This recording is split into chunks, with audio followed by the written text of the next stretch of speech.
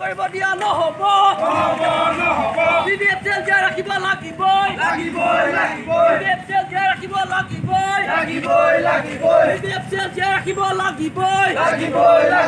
BBFCL জীয়াই ৰাখিব লাগিবই BBFCL জীয়াই ৰাখিব লাগিবই মন্ত্ৰী মুৰ্দাবাদ বিজেপি হয় BJP হয়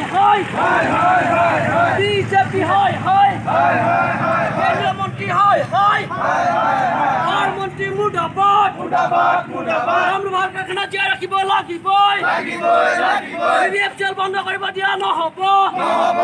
BBFCL বন্ধ কৰিব দিয়া নহ'ব BJP হয় BJP হয় BJP হয় BJP হয় BJP হয় BJP lei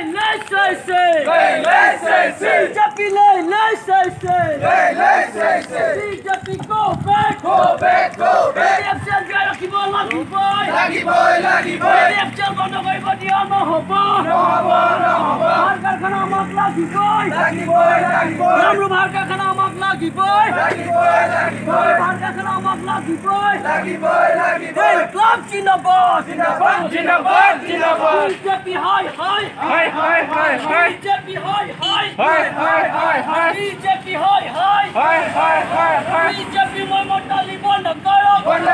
কামৰূপ হাট কাৰখানা জীয়াই ৰাখিব লাগিবই নচলিব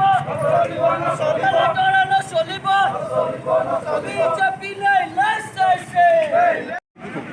কেন্দ্ৰীয় মন্ত্ৰীয়ে সংসদত নামৰূপ হাট কাৰখানা চিৰদিনৰ বাবে বন্ধ হ'ব বুলি কৰা ঘোষণাত আমি মৰ্মাহত হৈছোঁ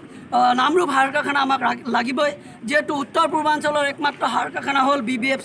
BBFCL হাট কাৰখানা এই BBFCL হাট কাৰখানাৰ যোগেদি সমগ্ৰ উত্তৰ পূৰ্বাঞ্চলৰ কৃষকৰ কাৰণে প্ৰয়োজনীয় ইউৰিয়া ৰাসায়নিক সাৰৰ 70% পূৰণ কৰিছিল কিন্তু বৰ্তমান